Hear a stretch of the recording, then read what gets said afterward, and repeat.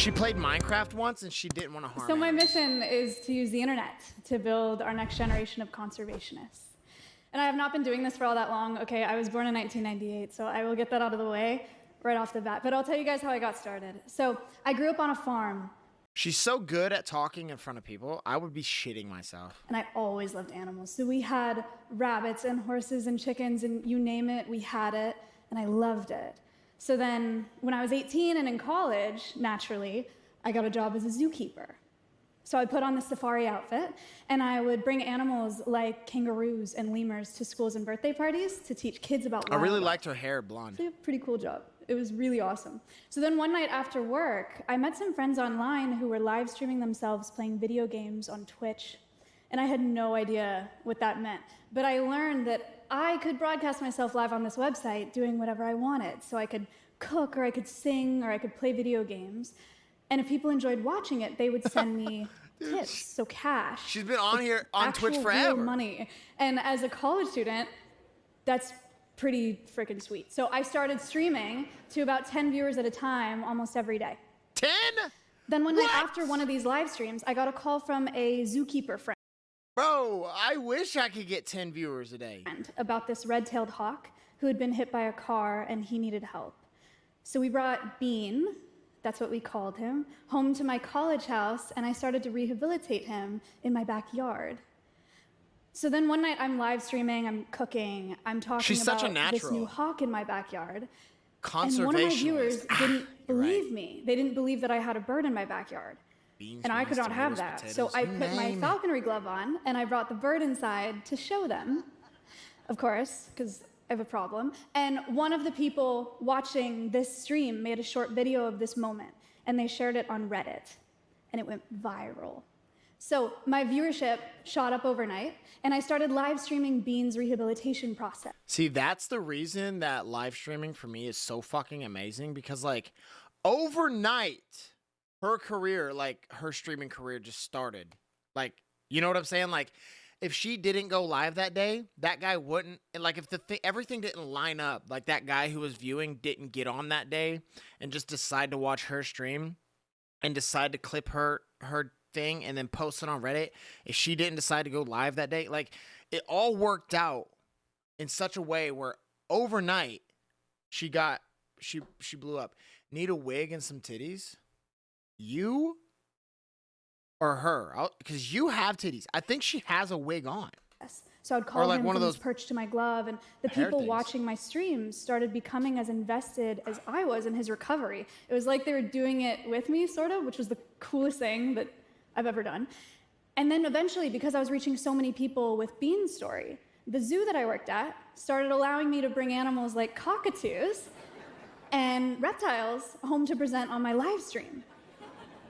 So suddenly, somehow, I had turned this zoo outreach job that I had into a work-from-home situation, right?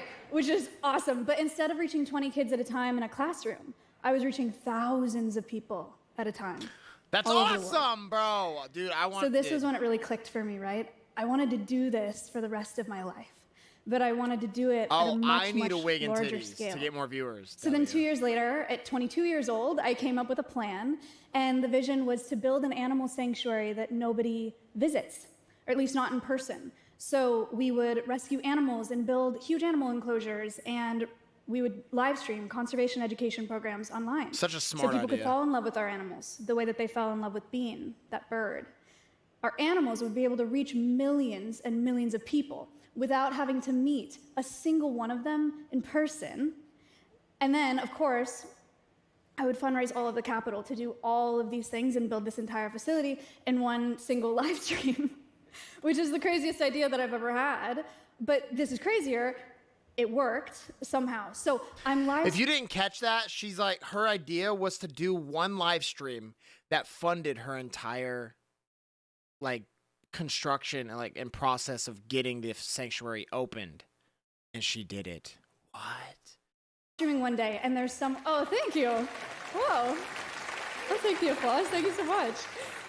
So I'm live streaming one day, and someone in my live chat said, Maya, if we raise $500,000, would you shave your head on stream? And I said, Yeah, duh. Because who wouldn't do that? Who in their right mind wouldn't do that? Apparently that was pretty motivating though, because over the course of a 21-hour long live She did it. stream, we fundraised $573,000. She got $500,000 in 21 hours. $500,000 in 21 hours. To build the sanctuary. And she followed through with this. She shaved her So I bought head. some land in Austin, Texas, started building animal enclosures, and I started growing my hair back. And that takes about 2 years, in case anyone was curious. And these screens are huge. That is a huge picture of me bald in front of a lot of people. Okay, so next up was rescuing animals. Okay, so Appa and Momo are marmosets. They're these very She still tiny, has them. very, very charming New World monkeys. Someone originally bought them as pets online, but then after years of inadequate care, they were brought to us for rehabilitation. So they now live at Alvea to help teach people about the exploitation of primates in the pet trade and about the importance of conserving their rainforest habitats too. They also have a little iPad to play games on now. It's very, very cute. Finn is an American red fox who was confiscated from the illegal pet trade in California. So Look, if you're, I'm gonna post this on YouTube and stuff, and also Reckless YouTube. If you don't love animals, like, hold on, like, you maybe love animals, but you don't like think about them too much, right? If that makes sense. Maya will help you if you just watch her stuff. She does it in such a way that's like, it's not just like you're watching a documentary and you're like, oh my god, there's fucking numbers and fucking algorithms and fucking talking about boring fucking. No, Maya does it in such a way where it's like you're talking to another human or a human's talking to you, and she is very good with getting you like hooked on animals. Like if you watch her live streams, bro, she also like will play games. She'll do IRL streams. She'll go to like I think she went to like one of FaZe Adapt's birthday parties or something like that. Like she'll do like real stuff with real people and like do like cool live streams, like just like as a human being, but also tied in with like promoting, you know, animal conservation and stuff like that. And it's really cool. Like I never even thought about animals or bugs or anything like obviously I'm like, I fucking hate foxes. That was never a thing, but I've always liked animals. But watching Maya has like inspired me to like, I keep saying like because I'm bad with like putting words together. Like watching Maya has like it's inspired me, bro. Like I'm so bad with saying like. I love watching her videos. I love watching her streams. She's actually such a cool person. he and his best friend Reed now live at Alvea to help teach people I've seen about the videos nightmare of Finn that and is those the fur foxes trade. before. Well, that's Maya, bro. That's Alvea Sanctuary. Helping to build a new generation of fur-free consumers. Then there's Winnie the Moo. She's a cow. She was rescued from a beef operation in Oklahoma. She lives at Alvea to help teach people about commercial agriculture and how it impacts animal welfare and our planet. One way that viewers can support the sanctuary is by feeding Winnie treats. So, By the way, what she does is all these animals on her like sanctuary have like cameras that 24/7 live stream. By the way, if you go on Twitch and look up Alvea Sanctuary, you can look at all the different animals at Alvea Sanctuary live 24/7. Why don't you marry her? She has a boyfriend named Caleb. So, but you can watch these animals live on Twitch at Alvea Sanctuary. And each animal she'll like talk about, like you saw, like Winnie the Moo.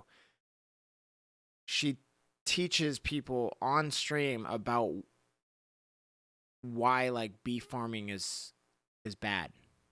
You know, like they can never be released back into the wild for